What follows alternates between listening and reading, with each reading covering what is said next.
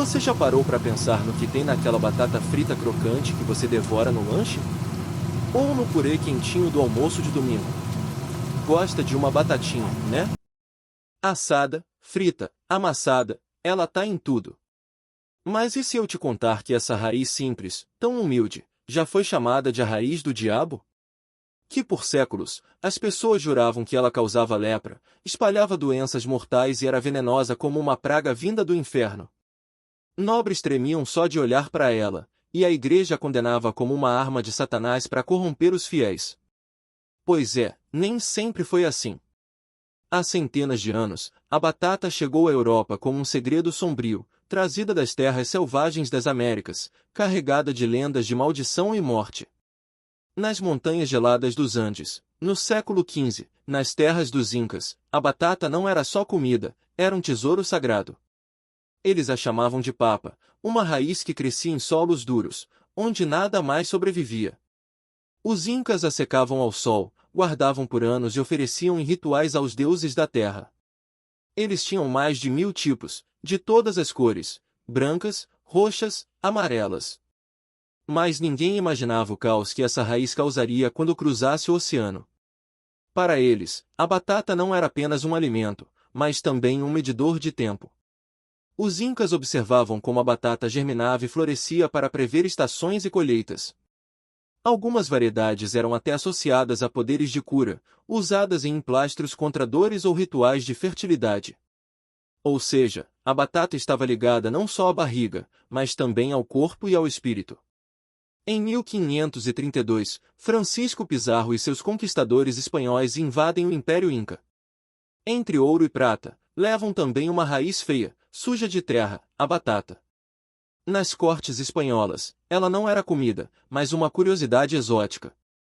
Nobres olhavam desconfiados, murmurando: veio de terras pagãs, será que é segura?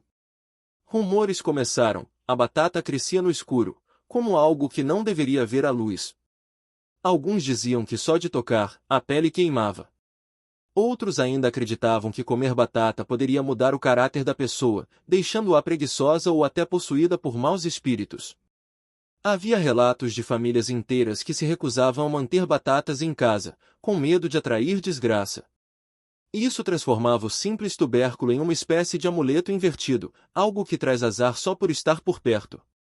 No século XVI, botânicos descobrem algo ainda mais assustador: a batata fazia parte da mesma família da beladona, planta usada por bruxas e conhecida por matar. Padres declaravam: é a raiz do diabo, uma praga enviada para corromper os fiéis. As folhas verdes da batata pareciam garras saindo da terra. Pior, os frutos pequenos e verdes que ela produzia eram de fato venenosos, e alguns que comeram morreram em convulsões. A fama de veneno puro se espalhou. Em crônicas antigas, há descrições de camponeses que tentaram cozinhar as folhas e acabaram mortos em poucas horas. Isso reforçava o mito de que a batata era uma planta demoníaca, disfarçada para enganar os famintos. Logo vieram as lendas. Na França, diziam que quem comia batata ficava com a pele escamosa, como um leproso. Na Inglaterra, médicos alertavam que ela causava doenças incuráveis e inchava o corpo. Na Rússia, camponeses a chamavam de maçã do diabo. Plantios eram queimados em rituais religiosos. Ainda assim, nas sombras, os mais pobres, famintos, arriscavam provar, e sobreviviam. Muitos desses camponeses descobriram que, ao contrário da fama, a batata sustentava por muito tempo. Para alguns, ela virou o único alimento confiável em épocas de guerra e frio intenso. Essa resistência silenciosa foi o primeiro passo para que a batata deixasse de ser maldita e começasse a ser vista como uma salvação. Em 1748, a França vai além, proíbe o cultivo da batata. Acreditavam que ela causava lepra, preguiça e enfraquecia os exércitos. Multidões destruíam plantações enquanto a fome matava milhares. A batata parecia condenada ao esquecimento. Mas em 1756 surge um herói improvável, o farmacêutico Antônio Auguste Parmentier. Capturado durante a Guerra dos 7 Anos, ele sobreviveu na prisão comendo apenas batatas. Quando voltou à França, começou a defendê-la como alimento seguro. conseguiu que Luís XVI provasse e aprovasse a novidade. Mas o povo ainda resistia. A propaganda de Parmentier foi tão criativa que virou lenda. Dizem que ele servia sopas, pães e até sobremesas feitas de batata em jantares para cientistas e nobres. Sua estratégia não era apenas científica, mas também social, transformar a batata em um símbolo de sofisticação. Aos poucos, o povo foi vencido pela curiosidade e percebeu que, na verdade, tinha em mãos um alimento poderoso. Então Parmentier teve uma ideia genial, plantou batatas em campos reais e colocou guardas armados, mas apenas de dia. À noite, deixava os campos desprotegidos, e os camponeses, curiosos, roubavam as batatas para plantar. Logo perceberam que ninguém morria comendo aquilo. Parmentier também servia pratos de batata em jantares luxuosos e convenceu Maria Antonieta a usar flores de batata no cabelo, transformando o tubérculo em moda. No fim do século XVIII, a batata já havia conquistado a Europa. Salvou milhões da fome na Irlanda e fortaleceu exércitos na Alemanha. Mas ainda enfrentava resistência. Na Escócia, diziam que não estava na Bíblia e, portanto, era pecado. Na Rússia, ainda era a raiz do diabo. Mesmo assim, sua força era impossível de deter. Mas em 1845, a maldição parecia voltar. A praga da requeima devastou colheitas na Irlanda, onde o povo dependia quase exclusivamente da batata. Mais de 1 milhão morreram de fome, e muitos fugiram para a América. Lá, a batata virou símbolo de sobrevivência, mas também de tragédia. A grande fome mudou a história da Irlanda para sempre. Vilas inteiras desapareceram, famílias se separaram e começou um dos maiores fluxos migratórios da história moderna.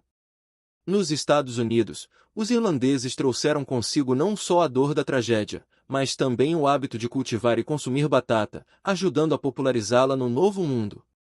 No século XIX, a ciência redimiu a batata de vez. Pesquisadores provaram seu valor nutritivo e sua importância como alimento de massa. Exércitos marchavam com batatas em seus suprimentos.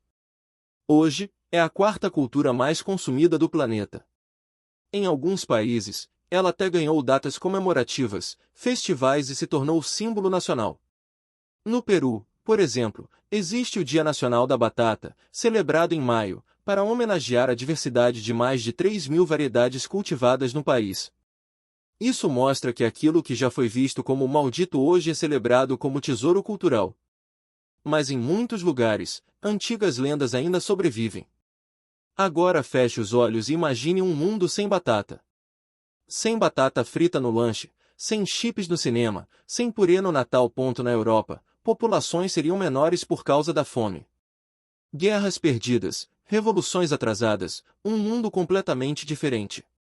A batata mudou a história, mas seu lado sombrio ainda sussurra. E se a igreja tivesse vencido? E se Parmentier nunca tivesse lutado? Como seria sua vida sem essa raiz? Imagine as refeições, os mercados, até as pequenas vilas sem batata. A economia, a cultura e até a ciência da alimentação seriam diferentes. Seríamos hoje menos criativos na cozinha e menos resistentes em tempos de fome. Hoje bilhões consomem batatas sem pensar no passado. Fritas, assadas, em purês ou vodkas, os ecos das lendas persistem. Em algumas culturas, plantá-las na lua cheia atrai espíritos. O que comemos pode ter raízes mais profundas do que imaginamos. Não esquece de se inscrever e deixar o like e até mais!